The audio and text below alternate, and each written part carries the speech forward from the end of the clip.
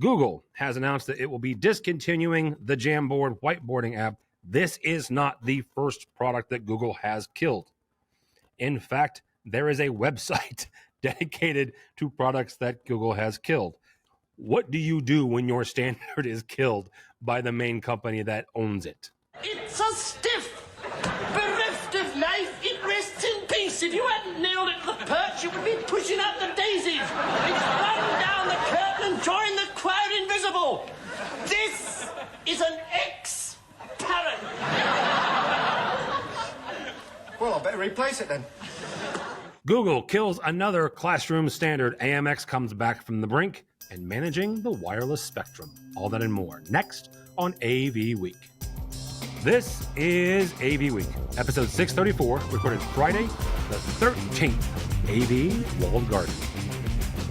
This is AV Week, your weekly wrap-up of audiovisual news and information. My name is Tim Albright. I am your host. With us to discuss the news and information we have gathered this week, first and foremost from Johns Hopkins University, Erin Maher-Moran. Welcome, ma'am. Hi. Glad to be here. Yeah, thank you so much. Old Home Week, a young man that has been a guest of mine for the last 11 years, Scott Tyner from Bates College, and also he was the head of the VIXA, at the time, Infocom, Technology Managers Council when I started way back in 1873. Welcome, sir. Hey, Tim. Thank you for the invite. It's always great to actually be back with you on a podcast. Absolutely. Good to see you, Loeb. And last but not least, and also a very old friend, not that we're old, but I've known Steve a long time, Steve Greenblatt from Control Concepts and the State of Control and Ask the Programmer. Thanks for having me. Glad to be here. Absolutely. And I forgot to mention Erin and Scott. Erin's the host of our EdTech show, and Scott has been on that program basically since we started it. So, yeah. So first story, and this is not a well, I'm going to say it's not a surprise. It's a surprise to some folks. Google has announced that it will be discontinuing the Jamboard whiteboarding app and the display. The company says that it is transitioning to a model where it will integrate third-party whiteboarding tools with Google Workspace. Google will also compensate educational institutions for their Jamboarding devices. Pay attention to that for a second. Basically, Google's going to say, okay, we're so sorry that you've invested in this. We'll buy back your Jamboard. Some experts believe that this decision is a sign of Google's commitment to aligning with market demands. Others are more concerned about the fact of the impact of this decision on schools. Jamboard has been a popular choice for schools in recent years, and many have invested heavily in the platform. This is not the first product that Google has killed. In fact, there is a website dedicated to products that Google has killed. It's called killedbygoogle.com. I'm not kidding. Go check it out. And by the way, the Jamboard is already up there as of the 13th of October when we're recording this. Erin, we're going to start with you. You can talk about the Jamboard if you like, but the overarching question is, there's a lot of education institutions, mostly K-12, but certainly some higher eds that went down the Jamboard route. That was their standard. What do you do when your standard is killed by the main company that owns it? Yeah, I mean, that's a tough one, especially at least Google is showing some good faith in kind of giving them back a little something. But yeah, it can be tough on all those educators who now have to learn a whole new tool. It is nice that Google's being innovative and they're continuing to, understand what works for them and what's not. And there are some manufacturers who probably could take a note from them in understanding that, hey, maybe our product isn't the right tool for the job. So let's just work with somebody else who can do it better and integrate that into our solution. But yeah, I really feel for those schools who do have to kind of start over with their solution. Tyner, you taught me the word pedagogy a number of years ago, but let's use it here, right? You've got a number of educators who did use the Jamboard in their pedagogy, in their classrooms to teach. What do you do when the standard that you've been using is suddenly now obsolete or at least not available to you? Yeah, I mean, Erin started talking about that, which is the biggest one to me. And so I think this is going to be mostly K-12. I don't hear a lot of my colleagues that ever use Jamboards, which in some ways actually makes it more difficult. You have teachers who have integrated this into what they do. They have processes in place to share it with students and parents and whatever they do with the stuff they've done on the Jamboard. It's really difficult because K through 12 teachers already don't have much time for everything that they need to do. I guess the runway they have here is that the product will still work, right? Like it's not going to stop working on a certain day, I'm hoping. But they're buying it out. They're buying it back. Yeah, but that's great. I mean, we don't know how much money they're giving, and to go replace all of unless they give you your full money back or they buy you a new product, the schools have to keep using these, right? Because we already know K-12 budgets barely exist. So it's better than just saying too bad. I have to say that. But it's going to be really difficult for technology coordinators in schools to figure out a replacement for this, to pay for it, to get them installed, to train the teachers. If you've got this in a school with 50 classrooms, you're not having a good weekend after reading this. Let's say.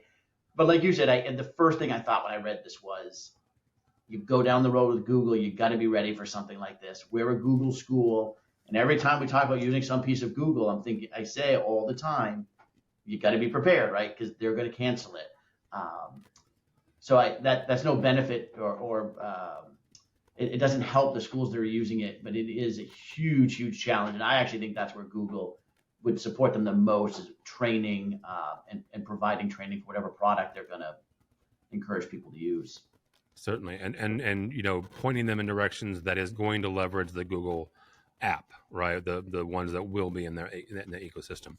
Greenblatt, I'm going to take a little different stance with you on this. How do you integrate a new standard, or how do you roll out a new standard when it comes to technology corporate wide? And I use corporate in the generic sense, not necessarily corporate AV, but higher education, K-12 in the corporate space. How do you get your cohorts and the folks that are actually using this on a daily basis acclimated to a new standard? You have to base it on what they know. So we can't just rip what their technology, what they've invested in, what they're comfortable with away from them and give them something else and say, here, figure it out or learn it, or this is what's new. You have to transition.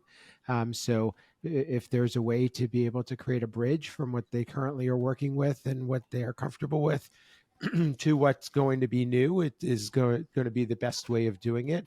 Also involving them in that transition and making sure that they're aware that we want to take your input and we want to understand what you need. And this is an opportunity to look at something new, and everything always has some shortcomings and everything always has things that you would like to work differently or better.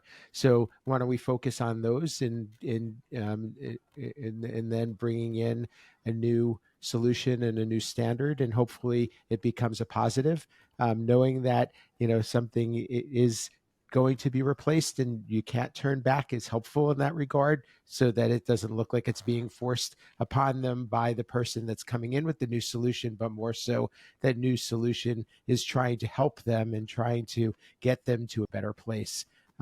This also makes me think about just the whole idea that we can't be too tied to one technology or one brand, which I think we've also learned quite a bit over the past couple of years. So what we need to understand is we have to base our systems and workflow and processes on something that isn't necessarily a proprietary solution or something that can't be replaced. So, I thought that there was a nice tie-in there as well. You say that. However, in talking with a number of folks who were in charge of technology, both on the corporate level and the education level, you say you can't be tied, but holy cow, from 2020 through 2022, a lot of them were. And I'm not pointing fingers.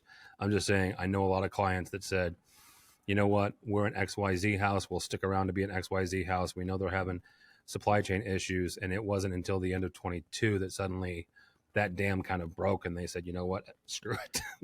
we're whatever you can get us kind of house. So absolutely. Next story, actually we have two from AV.Technology. First one, we're going to talk about RF for a second. RF Venues has released a brand new RF spectrum analyzer called the RF Explorer Pro. It is designed to help users improve their wireless microphone and in-ear monitor systems. Analyzer has a touchscreen interface and can be remotely controlled. Has a variety of data display modes. According to the FCC, there are other versions of the FCC in your country. Check out which ones that your country has sold off. But according to the Federal Communications Commission's website, currently most of the 600 megahertz and all of the 700 megahertz band are unavailable. There are very small portions of the 600. So you look at Shure's website. Shure is a sponsor of AVNation. Sennheiser's website, also a sponsor of AVNation. Any other wireless manufacturer, they're going to tell you to stay below 600, and you're typically going to be safe. However, and this is a bit of Tim's soapboxing for a second, the FCC, at least, the U.S. federal government, has been selling off spectrum for roughly 20, 25 years. My 2 cents is they're going to do it again, Tyner. So I don't know anything. I have no politician in my pocket that's just looking at what the government does. How important, when you look at something like this, and not necessarily the RF venues part, but maintaining the wireless spectrum in your facilities, how important is that? So first of all, I mean, I agree with you, right? The government has a chance to make money. They're gonna do it. They're always looking for a way to make money. It's critical. I think I'm lucky in the place that I'm at that we don't have many of these venues that have a lot of this equipment. So I also will say I'm not completely up to speed technically on this, but I do know that it's a critical piece in knowing what spectrum you're using, where across your campus it is, how that's affected with emergency communications that might be going on in your town. We have here on my campus we have a hospital literally across the street and an ambulance service about a quarter mile down the road. So knowing that, documenting it, and continuing to be up to date on what's going on is critical. All right, Greenblatt, a little bit of an automation question here. How can how can companies automate this and get feedback from their systems if there's some sort of interference, and how do they automate that fix, right? How do they automate that, oh, I'm on top of somebody or somebody's on top of me when it comes to an RF spectrum, and automatically fix that? Or can they not? Is it something you have to physically, fix? Well, I'll say if it's possible, and I can't say that I know for sure, that it's certainly a great function for monitoring. It's a great way of being able to do regular testing and regular being able to identify the environment and see where there may be conflicts, and at least raise a flag and saying that there's a problem, or there's a frequency that isn't available, or there's some type of interference.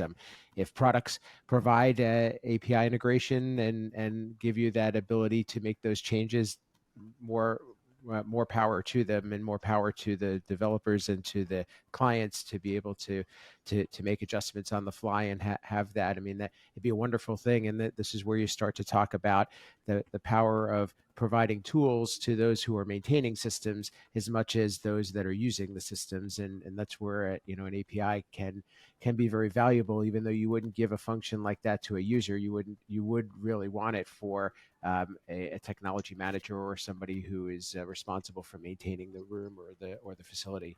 Yeah, Steve likes APIs. If you don't believe me, listen to the last episode of State of Control. Actually, not the last one. We just posted one this morning on Friday, next to the last one. Erin, same kind of question as you and Tyner, is maintaining the RF spectrum on your campus, in your rooms, between rooms, right? Making sure that if you've got a multi-story classroom building, that one professor is not talking over the other one. How important is maintaining your RF spectrum? Oh, yeah, absolutely. A lot of our spaces that have, vocal reinforcement in them tend to be far enough apart, but there are some buildings where there's rooms stacked on top of each other, essentially, that do have microphones in them. So yeah, we have to be careful to make sure that they're not going to interfere with each other, that the mics are on their proper channels, so we're not getting bleed through to another space. We actually, a couple of years ago, I think it was pre-COVID, we had an event in one of our large performance spaces, which is not terribly far from the Baltimore Museum of Art.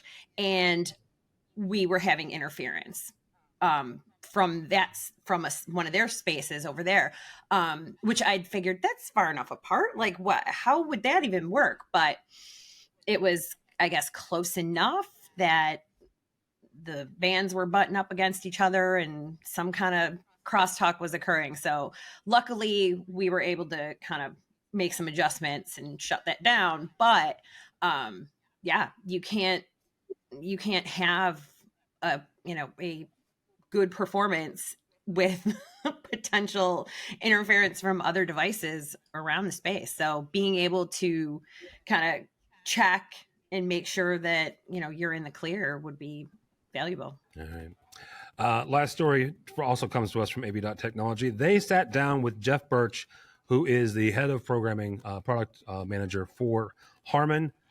What that means, in case you forgot that Harman had a control system, is that means AMX. So they've got a new product called MUSE. According to the article, it has, quote unquote, takes a steamroller to the old AMX. The gentleman that wrote this, and Mitchell will put a link to the article, uses old AMX, previous, all sorts of language that says this is not your grandfather's AMX. Greenblatt, we're going to start with you on this. One of the things about this is Jeff goes on to talk about the fact that you can program in darn near anything: Python, Groovy, JavaScript, Node-RED, whatever you want, right, inside this new AMX. It's also a departure, again, according to the article, from the quote-unquote walled garden of AMX. A phrase that they used was the wilderness, AMX coming back from the wilderness.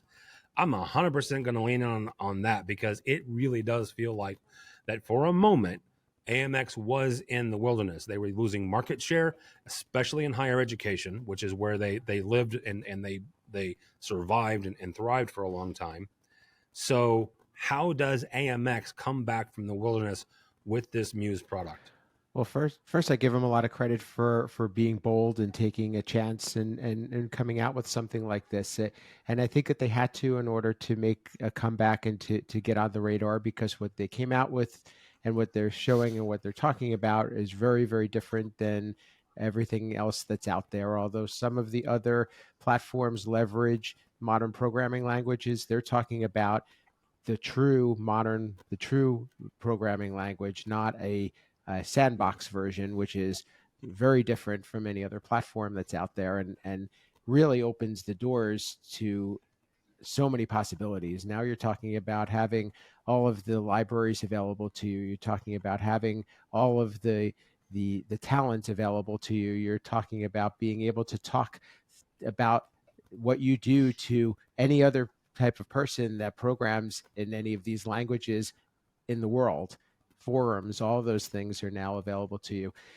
So they really have put a stake in the ground and say, we're not only making a comeback, but we're doing it in a way that we feel is going to reshape the way control and programming is done in the industry. And it really looks at things more from a software development perspective, because now you could have multiple people working on projects. You have what they're doing is really very much going to shake up if people invest in it, and I think the right people will identify with this, that it's really going to shake up the way we do AV programming moving forward. So can they make a comeback? They have to build trust. They have to be there. They have to show people that they're going to be here to stay. They have to show that they're not going to be a flash in the pan, and they were worth the wait. And they have to show that the fact that we're still here for clients. We still want to be a part of the industry. We still we may have either misstepped or gone dark for some time, but our core is still there, and we still understand what you're asking for and what you need, and we've come out with something that we think will appeal to you.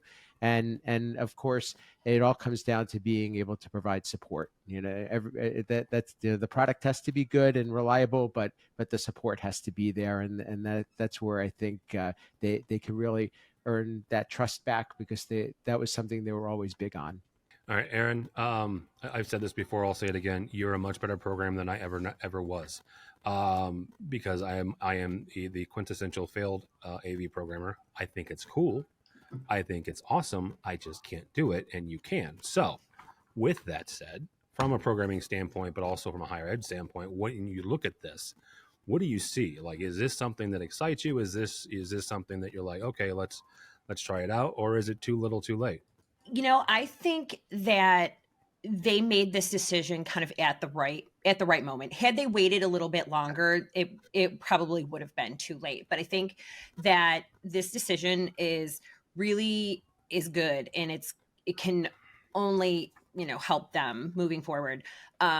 I look forward to seeing the case studies and seeing like what schools and corporate what they're going to do with it. I certainly wouldn't mind playing with it myself. I think especially with the fact that Python is one of the languages that it works with, and especially with data analytics Python being the main language for that, it'll be interesting to see how much better some like dashboards can end up becoming, to get the feedback from the systems and use, because those things are huge for, especially like as a technology manager, what kind of feedback we're getting from the touch panels. And I think that having that really potentially on board can be absolutely incredible.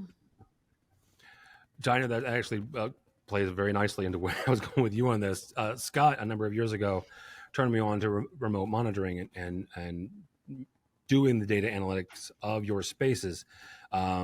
Scott, if I remember correctly, you got rid of VCRs on your campus because you proved through the data that nobody was pushing the button, right? So talk about that, the power of having that data for your campus, for your corporate space, and being able to give that to the decision makers and say, look, this is how we're using this space currently, regardless of what anybody else is saying. Yeah, we've made many critical changes and choices here based on data that we collect, and being able to look at that data and say, where are we spending our money and spending our people resources to provide the services that are most important. And so the VCR example was one from a long time ago, right? It costs money to put these in the room. Nobody's using them. We can put that money into building a new room if we save up enough of these VCRs. We've done it with staffing at our help desk. We've done it with videotaping and running events. We just collect all of this data. I mean, and everything that Erin said is just spot on, that this is the right time that they're doing this. I think people are looking at data more. I think, as you mentioned a few minutes ago, people are more willing right now to look at different options, and to kind of get out of that walled garden. I think it's interesting that Jeff in here talks about there's some fear to that if we let them out of the walled garden, they're just going to go buy from anybody. So I don't know, maybe we need to come up with a word, like, what is it? If you're not in the walled garden, you're in the city park or something. I don't know what it is, but it is a little scary for them. But they need to, I think that what their success needs to be here is they need to commit to this. They need to say, this is our strategy. We are giving all of our products, do whatever programming you want. And I think that that's actually got some potential to really get people to catch on, as long as it's not a trick of, well, these 3 or 4 kind of these pieces, you can do it. But really, if you want to use anything else of ours, you've got to kind of do some proprietary programming.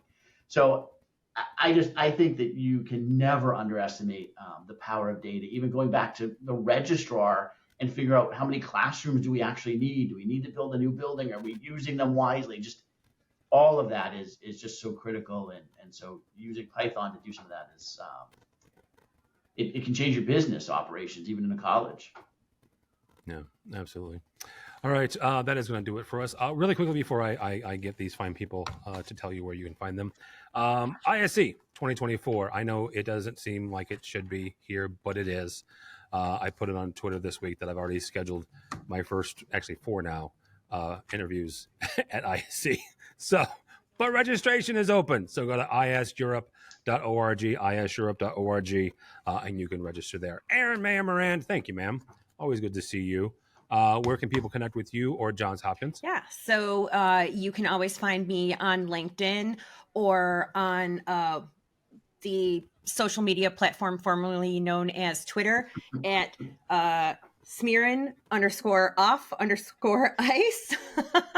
Or you can find me on the HETMA community. And or I'm also, you can find me at emar2@jhu.edu. All right. Also, yeah, hetma.org. Mr. Tyner, good to see you, bud. How do people connect with you or Bates? You can connect with me on LinkedIn, or I guess as Erin, I forgot, right, on X. Sounds kind of weird to say. It's at S Tyner. Always love the new connections. All right, and you can also check out Scott's writings, typically about once a month on rave pubs as well. Mr. Greenblatt, how do people connect with you, sir? You can find me on social media at Steve Greenblatt, and my company Control Concepts at controlconcepts.net. And as you mentioned, I do another podcast a couple of them, State of Control for AVNation, which is a monthly that we talk about control programming and automation. And I have a feeling we'll be speaking a little bit about the Harman new processor. So if you want to tune in there in the future, check that out. And also do a podcast with James King, which is weekly, called Ask the Programmer, which we try to talk about some topics that are related to programming and automation, and try to answer some of the questions and provide clarity to programming for those who both do it as well as those who want to learn more about it, and try to create some community for programmers. All right, very good. For me, for Tim Albright, do not follow me on X or LinkedIn or anywhere else, because the Bears finally won a game, and that's all I know. But go by the website, if you would, please, avnation.tv. That's avnation.tv. You'll find all 3 of these guys right there. Erin, as I mentioned, is the host of our EdTech show. Scott is typically there on a monthly basis. Greenblatt's there with A State of Control. We also have Erica and Jennifer that do the Women in AV podcast. Every once in a while, Dave Danto gives us something unconnected, as well as Amelia Coleman with the XR Star. And my buddy Matt Scott, I always forget, but he covers the residential side. So all that and more at avnation.tv. That's avnation.tv. Thanks so much for listening.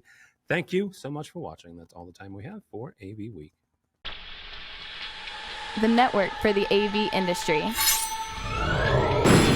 What are you listening to? This is AV. This is AVNation. This is AVNation.